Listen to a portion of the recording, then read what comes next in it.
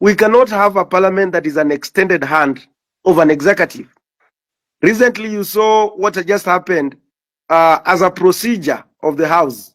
We never have, we are not used to have, we always have the House business. Tuesday afternoon, then Wednesday from morning to evening, and then Thursday from 2 onwards. But if we want to, we don't allow politicians to speak here because politicians have destroyed our country. Politicians have polluted our society.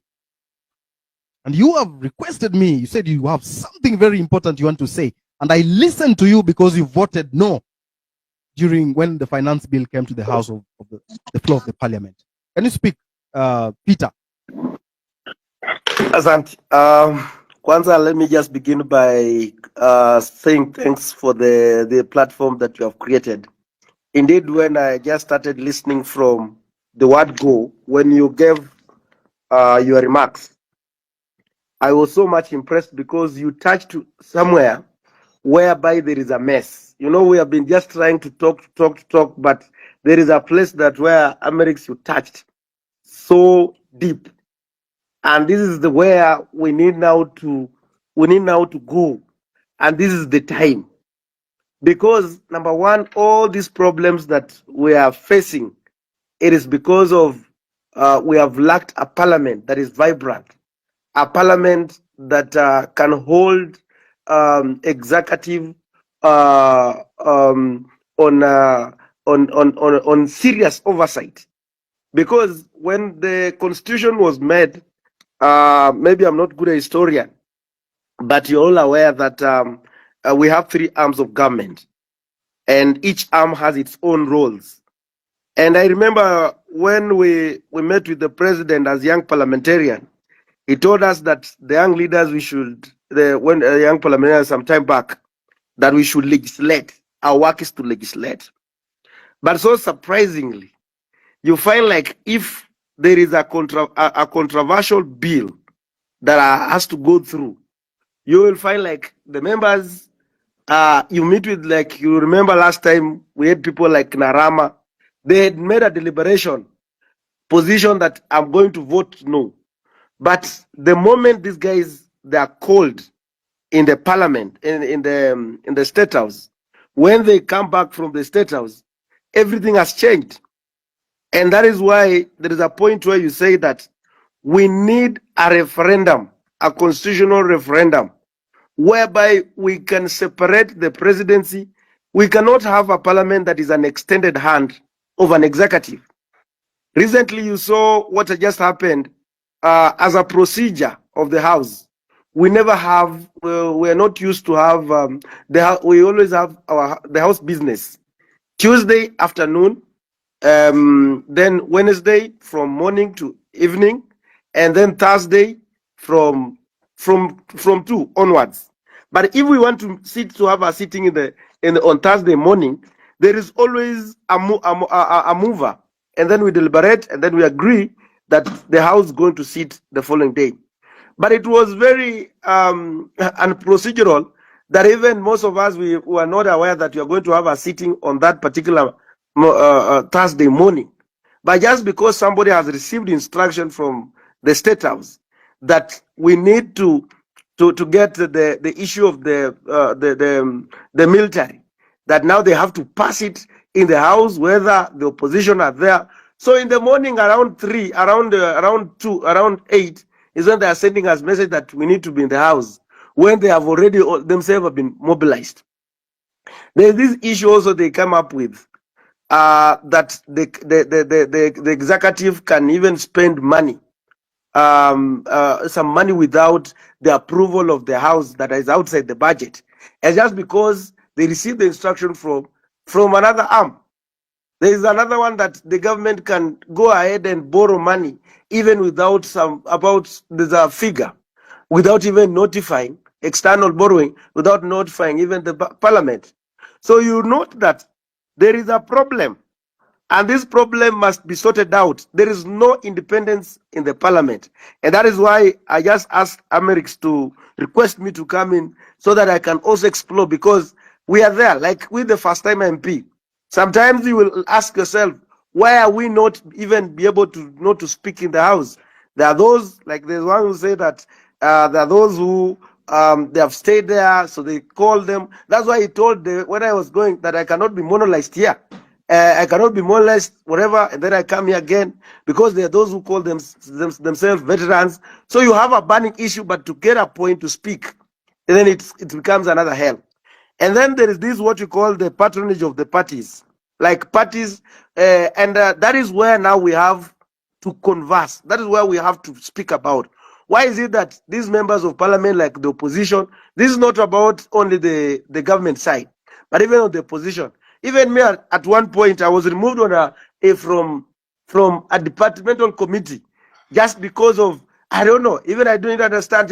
And you ask myself, why did you? But it's because of some politics that was just happening. And then you also realize that even those who are in the Kenya Kwanza, they'll be told that you have to follow this direction. If not, you're going to be removed from the committees. So that is where we need also to have a conversation. Who gives the powers to nominate members into specific committees? And I want to also thank the LSK. And I was so much worried. I remember even I told I was worried if Faith Adhiambo will accept Odhiambo will accept the welcome to full Kenyans, that they are trying to look at an inquiry commission to look at the issue to do with the debt position of this country. And I want to tell you that there is a report that was done, and this report was done by there is a committee that is there, is a select committee called the Public Debt Committee, that is mandated to look at the debts of a country. So when I heard about the president talking about that, he's forming an inquiry commission, when I've never heard about. Yes. Go on. Yes. When I heard about him saying that he has formed an inquiry commission to go and look at this, that when we already have a report that implicated that the Eurobond money never came into this country, and people were paid, by the way, were paid. And so, again, what is really, that's why for those who have heard me speaking even on public rallies, in public, I ask myself a question. I'm not a good historian, but in 2013, I wasn't so much into politics. I was still in school, and I used to hear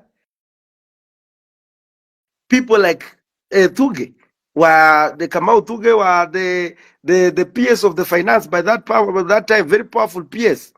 We had people like Narotich were there, Henry Rotich were the CS of finance.